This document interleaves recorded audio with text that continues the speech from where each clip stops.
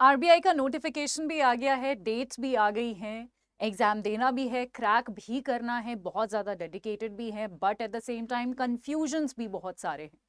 तो ऐसे में क्या करना चाहिए? आप सभी को पता है कि आरबीआई ग्रेड बी का जो फर्स्ट फेज है उसमें सबसे ज़्यादा जो मार्क्स है, सबसे ज़्यादा जो वेटेज वाला सब्जेक्ट है वो है जनरल अवेयरनेस। 200 में से 80 नंबर का आपका पेपर सीधा सीधा जीए से आता है, जिसमें मैक्सिमम जो पार्ट है वो आपका करंट अफेयर से पूछा जाता है। तो ऐसे में जब आप सभी को इतने इतने सारे कंफ्यूजन्स हैं, चाहे आप फ्रेशर हो या फिर अगर आपने ऑलरेडी एग्जाम दे दिया है फिर भी बच्चों के बहुत सारे कंफ्यूजन्स होते हैं, या फिर अगर आप किसी बैंकिंग एग्जाम के लिए प्रिपेयर कर रहे हो और आपको आरबीआई भी देना है तो भी आपके बहुत सारे कंफ्यूजन्स हैं। तो आज के सेशन में आपके जितने भी कंफ्यूजन्स हैं इस सब्जेक्ट को लेकर सारे क्लियर होने वाले हैं। हेलो एवरीवन, मेरा नाम पिंकी है और मैं आप सभी का बहुत बहुत स्वागत करती हूँ अड्डा 24/7 रेगुलेटरी बॉडीज पर। शुरू करें आज का सेशन। तो अगर आप नए हैं तो सबसे पहले अड्डा 24/7 का ऐप डाउनलोड कर लीजिएगा, क्योंकि वहां पर आपको फ्री में क्विजेस जो है अटेम्प्ट करने को मिलते हैं। मॉक पेपर्स आपकी प्रैक्टिस वहीं से हो जाएगी, मॉक पेपर्स की। ठीक है। माफ कीजिएगा। और उसके साथ साथ आप जब किसी भी कोर्स में एनरोल करते हैं तो आपको 1% एक्स्ट्रा डिस्काउंट भी ऐप से मिलता है। शुरू करते हैं। तो आरबीआई, जैसा कि हम सबको पता है, फेज 1 की अगर मैं बात करती हूँ तो इसमें हमारे 4 सब्जेक्ट्स आते हैं। आप एग्जैक्टली यहाँ पर देख सकते हैं। सबसे पहला जो है आपका यहाँ पर इंग्लिश आपको देखने को मिलेगा। 30 क्वेश्चन है, 30 नंबर है और 25 मिनट है। ठीक है। यहाँ पर फिर मैथ्स 30 और 25 मिनट, रीजनिंग 60 और 45 मिनट, और जनरल अवेयरनेस क्वेश्चन 80 है पर टाइम देखो 25 है, यानी अगर आप डिवाइड करो तो 19-20 सेकेंड के आसपास का जो है आपका टाइम आता है। और इसमें भी जो है आप जो वन लाइनर वाले क्वेश्चंस हैं उस पर कम समय लगाइएगा। जो थोड़ा सा अगर आपको मान लो स्टेटमेंट बेस्ड क्वेश्चंस आ जाते हैं यहाँ या जहां पर आपको थोड़ा सोचने की जरूरत पड़ रही है तो उन क्वेश्चंस पर आप 20 सेकंड लगाइएगा। वरना अगर वन लाइनर वाले क्वेश्चन है तो उनको 5 से 7 या फिर 7 से 10 सेकंड में खत्म करने की कोशिश करिएगा, और उन वाले क्वेश्चंस पर लगाइएगा जो थोड़े डिफिकल्ट है या स्टेटमेंट बेस्ड है। ठीक है। ठीक है जी। तो 200 नंबर में से आप देख रहे हो, ये वेटेज देख रहे हो क्वेश्चंस की और number of number of questions की और मार्क्स की वेटेज देख रहे हैं। तो उसी हिसाब से हमें ये प्रिपेयर भी करना है। और मैं आपको बता दूं कि अगर आपका जीए स्ट्रांग नहीं है ना तो बहुत मुश्किल है फेज 1 क्रैक करना, या आपने जीए में अच्छा परफॉर्म नहीं किया। देखिए, आपको पता है कि सेक्शनल कट ऑफ है। इसमें मैंने एक कट ऑफ पर भी सेशन लिया हुआ है। अगर आपको ये जानना है सेक्शनल कितनी कट ऑफ है या ओवरऑल कितनी कट ऑफ है, आप वो सेशन देखिए कट ऑफ वाला। ठीक है। तो सेक्शनल कट ऑफ भी हमें क्लियर करनी होती है और ओवरऑल भी क्लियर करनी होती है।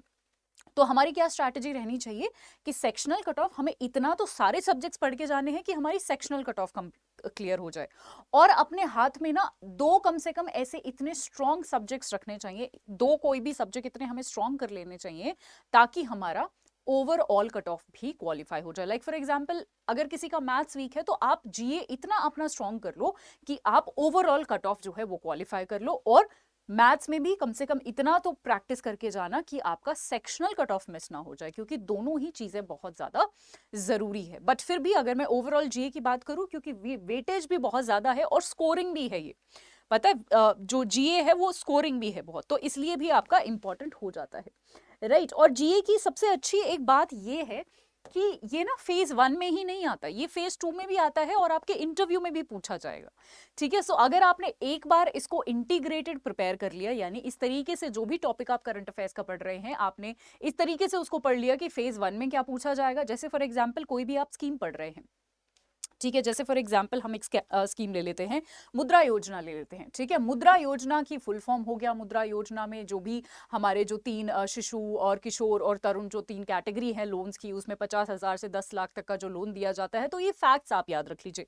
मिनिस्ट्री वगैरह जो है ये याद रखेंगे, ये एक रीफाइनेंस एजेंसी है, इनडायरेक्ट लोन्स देती है वगैरह वगैरह। ठीक है। नॉन फार्मिंग जो है लोगों को ये लोन देती है वगैरह वगैरह, ये आप याद रखेंगे। अब इसके प्लस और माइनसेस आप डिस्क्रिप्टिव के लिए याद रखेंगे, है ना। आप हो सकता है कि आपका क्वेश्चन आ जाए कि जी मुद्रा योजना में ना हाल ही में सरकार ने ये बोला था कि हमने इतने लाख इतने करोड़ का जो है लोन दे दिया है, जबकि एक रिपोर्ट सामने आई है जो ये कहती है कि ये सारी चीजें तो कैलकुलेशन में मिस्टेक है। तो आपका क्या कहना है, या कुछ भी आपका क्वेश्चन आ सकता है, तो आपको उस हिसाब से एक ही योजना के बारे में आपको उस हिसाब से जो है कौन से फेज में क्या पूछा जा सकता है प्रिपेयर करना पड़ेगा, ठीक है। तो ऐसी आप अप्रोच रखेंगे, इंटीग्रेटेड अप्रोच रखेंगे, तो आपकी प्रिपरेशन फेज 1 और फेज 2 की बहुत अच्छे से होगी। मैंने एक 60 डेज का प्लान लिया हुआ है यूट्यूब पर, वो भी वीडियो आप जरूर देखिए, क्योंकि मैंने वहां पर अच्छे से बताया हुआ है कि मई में आपको इंटीग्रेटेड प्रिपरेशन रखनी है, यानी फेज 1 फेज 2 दोनों की तैयारी करनी है, क्योंकि आपका फेज 1 और फेज 2 के बीच में सिर्फ 20 दिन का गैप है। 9 जुलाई और 30 जुलाई को आपका पेपर है, 30 जुलाई को सेकंड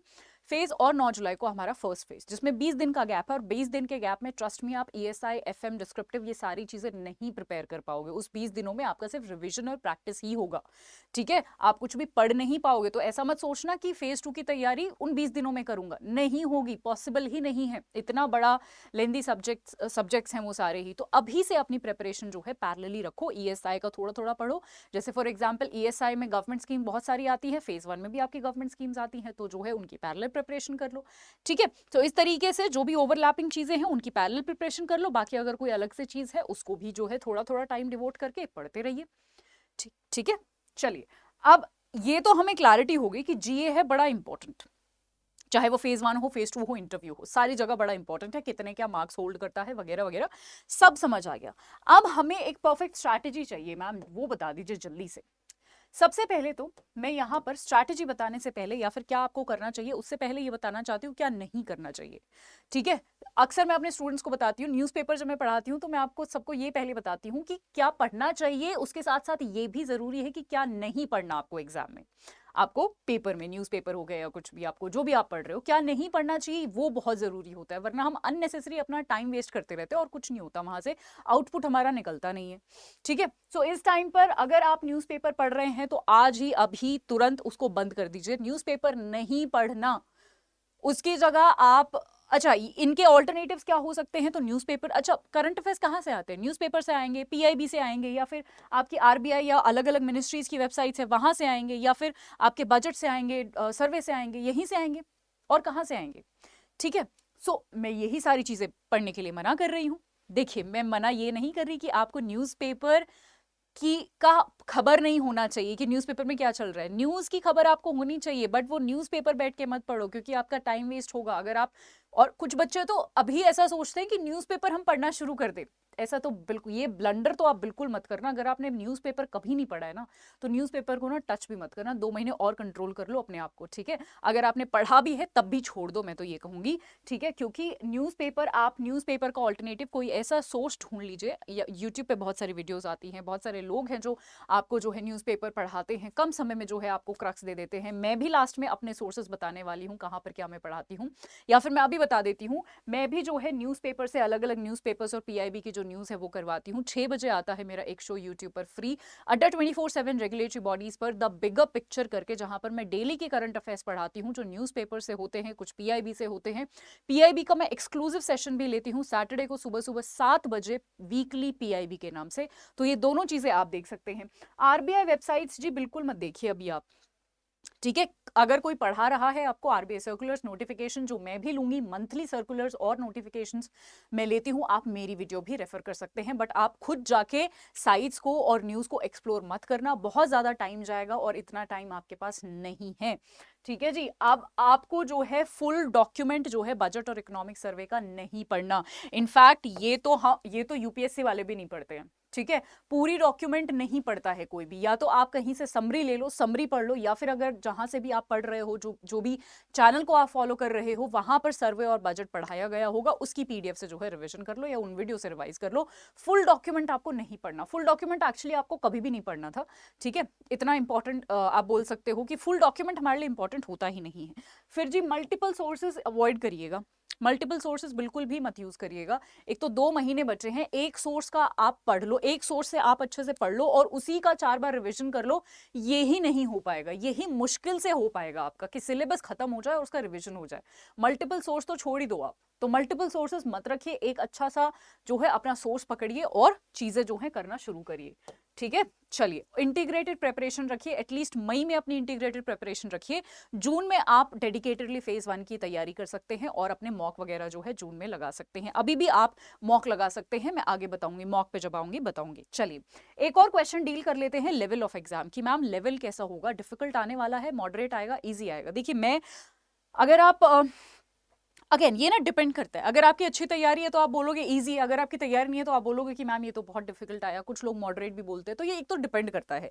बट अगर आप मेरा पर्सनल ओपिनियन जानना चाहें तो एग्जाम इजी नहीं होता है, ठीक है, स्पेशली अगर आप 2022 का भी पेपर देखें तो इजी नहीं होता है एग्जाम, आप मॉडरेट टू डिफिकल्ट बोल सकते हैं, उसमें भी थोड़ा सा डिफिकल्ट लेवल की तरफ आपका जा सकता है, ठीक है। सो और आप ना डिफिकल्टी कंसिडर करिए, क्योंकि आपको प्रिपरेशन डिफिकल्ट के हिसाब से करनी है, ठीक है, हमें प्रिपरेशन, हमें तैयारी हमेशा वर्स्ट केस के हिसाब से करनी चाहिए, डिफिकल्ट के हिसाब से प्रिपरेशन करके जाओगे तो आपके लिए बहुत ही बेहतर रहेगा। चलिए अब मैं करंट अफेयर्स की बात करती हूँ। एक सवाल है जो अक्सर स्टूडेंट्स को सताता है कि कितने महीने के करंट अफेयर्स करें। सीधा सीधा आंसर है यहाँ पर, देखिए देखिए 70% क्वेश्चन जो है आपके पिछले 3 से 5 महीने से में पूछे जाते हैं। मान लो 9 जुलाई को आपका पेपर है तो जून, अप्रैल, मई, अप्रैल, ऐसे मार्च, फरवरी, ऐसे जो रिवर्स में चलेंगे हम, 3 से 5 महीने में से आपके 70% क्वेश्चन करंट अफेयर के पूछे जाते हैं। जितना भी करंट अफेयर के क्वेश्चन आते हैं उसमें से 70%, ठीक है जी। तो अगर आपको पता है कि आपका मैथ्स या रीजनिंग बहुत स्ट्रांग है, आप उसमें से अच्छा कर लोगे, ठीक है, उसमें अच्छे मार्क्स ले आओगे ओवरऑल कट ऑफ क्वालिफाई करने के लिए, तो आप सिर्फ 3 से 5 महीने या फिर 6 महीने का करंट अफेयर करके जाइए, उससे ज्यादा मत करके जाइए, ठीक है।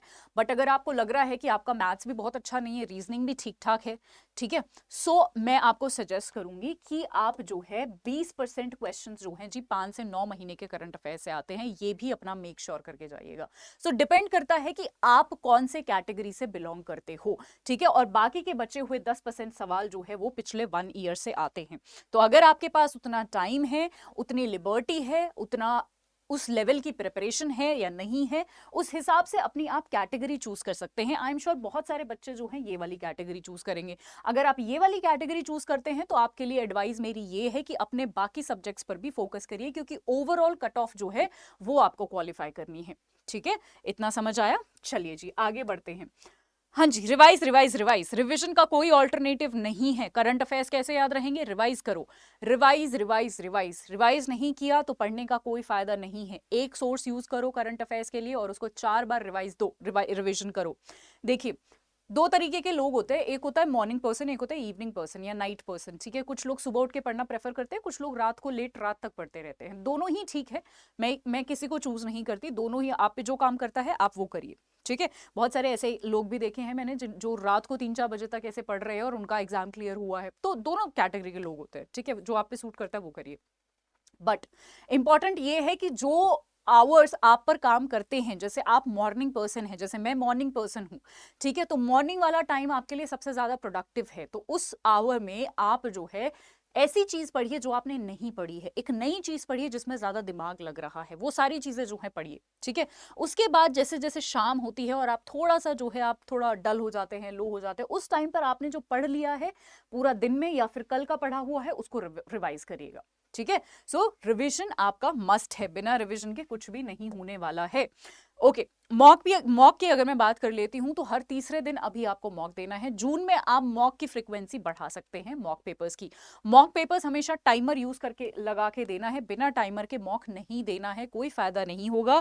आप बोलोगे कि मैम मेरा पेपर छूट गया, मुझे आता तो था, और वो एक्सक्यूज मुझे नहीं सुनना है, आई एम श्योर आपको भी नहीं सुनना होगा। तो मॉक जो है टाइमर लगा के दीजिएगा, और टाइमर एग्जैक्टली आप थोड़ा सा जो है, अगर 2 घंटे का पेपर है तो थोड़ा सा जो है 1.5 घंटे का टाइमर लगाइएगा, क्योंकि जो एग्जामिनेशन हॉल में हमें स्ट्रेस होता है, बहुत सारे वहां पर फिंगरप्रिंट और पता नहीं क्या क्या वहां पर करते हैं, ठीक है, तो उसमें थोड़ा बहुत टाइम वेस्ट हो जाता है। तो थोड़ा सा कम टाइम सेट करो और उस हिसाब से जो है अपना एग्जाम अटेम्प्ट करो। उसके बाद जनरली आपको बोला जाता है कि प्रीवियस ईयर क्वेश्चन पेपर शुरुआत में करो, सिलेबस और प्रीवियस ईयर क्वेश्चन पेपर शुरू में आपको देखना चाहिए। मैं आपको एक नई चीज सजेस्ट करना चाहती हूँ, पीवाईक्यूज आप एंड में भी प्रैक्टिस करिएगा। जब आपका एक बार सिलेबस हो जाए मई में, तो जून में पीवाईक्यूज अटेम्प्ट कर देखिएगा और देखिएगा आपकी लेवल ऑफ प्रिपरेशन कहां पर है। बहुत सारे करंट अफेयर्स, मैं मानती हूं कि बहुत सारे करंट अफेयर्स जो हैं आपके रिपीट नहीं होंगे या पुराने हो चुके होंगे, बट बहुत सारे क्वेश्चन और बहुत सारे सब्जेक्ट्स जैसे मैथ्स, रीजनिंग, इंग्लिश, ये अभी भी वैलिड हैं। तो पीवाईक्यू से अपनी जो है स्टैंडर्ड ऑफ प्रिपरेशन नापिएगा, और मॉक पेपर्स एग्जाम के 1 हफ्ते पहले मत लगाइएगा, हो सकता है आप उससे डीमोटिवेट हो जाए। तो 1 हफ्ते पहले पहले ही जितने पेपर लगाने हैं लगा लो, लास्ट के 1 हफ्ते में सिर्फ और सिर्फ अपनी रिविजन के लिए समय रखिएगा और किसी चीज के लिए नहीं। ये चीज भूलिएगा मत, अननेसेसरली आप जो है डिमोटिवेट हो जाएंगे। ये क्वेश्चन मैं केटर कर ही चुकी हूँ कितने महीनों के, तो आपकी जैसी प्रिपरेशन है, जैसे दूसरे सब्जेक्ट्स की प्रिपरेशन है, उस हिसाब से आप अपनी वो कैटेगरी चूज कर सकते हैं। याद कैसे रखें, बड़े सारे तरीके हैं। जिस तरीके से मैं आपको करंट अफेयर्स पढ़ाती हूँ 6 बजे बिगर पिक्चर में, मैंने आपको बताया, मैं आपको बहुत सारी चीजों की कहानियां और कॉन्सेप्ट्स बताती हूँ जिससे आपको करंट अफेयर्स याद रहने में बड़ी ही आसानी होती है। तो अगर आपको मुझसे पढ़ना है तो आपको मेरा जो है 6 बजे वाला शो यूट्यूब पर फ्री आता है, वो जरूर ज्वाइन करना चाहिए। मंडे टू फ्राइडे मैं रोज आती हूँ, ठीक है। उसके बाद मैप्स और चार्ट्स के थ्रू भी मैं आपको पढ़ाती हूँ, क्योंकि हमारी जो विजुअलाइज करने की पावर है वो बड़ी स्ट्रांग होती है। हमें एग्जाम में ना कई बारी मैप और चार्ट से सवाल याद आ जाते हैं, ठीक है। और उसके बाद रिवीजन का तो कोई ऑल्टरनेटिव है ही नहीं, रिवीजन आपको 4 बार मिनिमम करना ही है, ठीक है। उसके बाद टेस्ट हम प्रैक्टिस करेंगे। टेस्ट हम इसलिए भी, देखिए टेस्ट हम इसलिए प्रैक्टिस नहीं करते कि हमारा जो है ये क्वेश्चंस रिपीट होंगे। टेस्ट हम इसलिए प्रैक्टिस करते हैं एक्चुअली, ताकि हमें अपनी स्ट्रेंथ वीकनेसेस का पता चले। और आपको पता है हमारी जो साइकोलॉजी होता है ना, ह्यूमन माइंड जो होता है ना, वो नेगेटिव बातों को जल्दी अट्रैक्ट करता है और ज्यादा टाइम तक याद रखते हैं हम नेगेटिव चीजों को। तो जब आपका सवाल गलत होता है ना, तो आप उस गलती को याद रखते हो। तो गलती करना भी बड़ा इंपॉर्टेंट है। मॉक में जितनी आप, मैं ये नहीं कह रही कि एक भी सवाल सही मत करो, बट अगर आपकी कोई गलती हो रही है ना, तो उसको एनालाइज करो। मॉक पेपर्स को एनालाइज करो कि अगर आपने गलती करी है, आपने कोई सिली मिस्टेक करी है, तो वो क्यों करी है। एलिमिनेशन टेक्निक को सीखो, आप पे क्या काम करता है वो सीखो। आपको पता है मॉक टेस्ट के थ्रू हम बहुत सारी चीजें सीख सकते हैं, और ये सबके लिए अलग अलग होती हैं। ये मैं आपको यहाँ पर नहीं बता सकती, ये जब आप खुद प्रैक्टिस करोगे तब आपको पता चलेगा, ठीक है। और अगर मॉर्निंग और इवनिंग पर्सन है तो आप अकॉर्डिंगली अपनी चीजें रखिएगा। जो भी आप पर्सन है, जो आपके प्रोडक्टिव आवर्स होते हैं, वहां पर नई चीजें पढ़िएगा, नए कॉन्सेप्ट्स पढ़िएगा, ठीक है। और जैसे जैसे आप थोड़ा डल होते जाते हैं, अपना रिवीजन के लिए टाइम रखिएगा, ठीक है। उस टाइम में रिवाइज करिएगा, राइट। चलिए जी, तो आई होप ये प्रिटी मच आपको जो है अच्छा लगा हो। अब क्योंकि आरबीआई का हमारा बैच 5 तारीख को शुरू होने वाला है, और अगर आपको ये चाहिए कि मैम हमें आपसे करंट अफेयर्स पढ़ने हैं, और एक क्योंकि समय कम बच गया है, हमारे पास इतना टाइम नहीं है कि हम अपने लिए स्ट्रैटेजी भी बनाएं, फिर पढ़ाई भी करें, फिर रिवाइज भी करें, फिर मॉक भी लगाएं, जो कि एक बहुत सही डिसीजन भी होगा, ठीक है। सो आप हमारे साथ भी पढ़ सकते हैं। यहाँ पर आपको करना क्या होगा, बैंक महापैक के रूप में, और उसके साथ साथ अगर आपको रेगुलेटरी महापैक लेना है, या फिर आपको चाहिए कि मैम मैं महापैक नहीं लेना, मुझे सिर्फ आरबीआई के लिए प्रिपेयर करना है, क्योंकि महापैक में बहुत सारे एग्जाम्स आते हैं, मुझे तो सिर्फ आरबीआई के लिए डेडिकेटेडली प्रिपेयर करना है, उसके लिए भी हमारे पास मिशन आरबीआई ग्रेड बी और टारगेट आरबीआई ग्रेड बी करके जो है यहाँ पर बैचेस हैं। मिशन आरबीआई ग्रेड बी जो है 5 मई को शुरू हो रहा है। फेज 1, 2 और 3 तीनों की प्रिपरेशन यहाँ पर हम करवा रहे हैं इसमें, और आपको यहाँ पर टेस्ट सीरीज भी और स्पेशली करंट अफेयर्स की मंथली कंपाइलेशन में दूंगी। पर आपको करना क्या है, आपको जो है सबसे पहले अड्डा 24/7 की जो है साइट पर जाना है, राइट। क्योंकि एक तो ना यहाँ पर इनफैक्ट साइट नहीं, आप सबसे पहले अड्डा 24/7 का ऐप डाउनलोड कर लीजिएगा, क्योंकि ऐप से आपको 1% एक्स्ट्रा डिस्काउंट मिलता है। जैसे ही आप ऐप डाउनलोड यहाँ पर करते हैं, ठीक है, मान लो आपको जो है बैंक महापैक के जरिए जो है हमारे साथ एनरोल करना है, तो आप बैंक महापैक प्लस पर क्लिक करिएगा। इसमें जो है आरबीआई है, और उसके साथ साथ आपको test series, e books, live sessions, recorded sessions, सब कुछ मिलेगा। इसके लिए हमने आप सभी के लिए एक कोड बनाया है, ताकि ये पूरा कोर्स अफोर्डेबल हम कर सके। The code is Y674, code है Y674। किसी भी कोर्स के, किसी भी बैच के जरिए आपको एनरोल होना है, कोड सेम रहेगा Y674, इसको अप्लाई करिए, और ये पूरा महापैक जो है आपका 6554 का पड़ेगा। इसमें जरूर एनरोल करिए। अगर आपको अपना समय बचाना है, सही डायरेक्शन चाहिए, आपको सिर्फ हमें फॉलो करना पड़ेगा, आपकी पूरी प्लानिंग वाला जो टाइम है वो घट जाएगा। यहाँ से आपको सिर्फ और सिर्फ जो टीचर बोल रहा है उतना करना पड़ेगा, रिवाइज करना पड़ेगा। क्लास में ही आपको मैं मॉक पेपर्स भी प्रैक्टिस करवा दूंगी, तो बहुत ही ज्यादा सॉर्टेड हो जाएगा सब कुछ। तो इसमें तुरंत एनरोल कर लीजिए। 5 तारीख से बैच शुरू है, लिमिटेड सीट्स हैं। आज के लिए इतना ही। आई होप आपके लिए सेशन बड़ा हेल्पफुल रहा होगा। रहा तो मुझे कॉमेंट सेक्शन में बताइएगा। Thank you so much, have a wonderful time ahead, bye bye.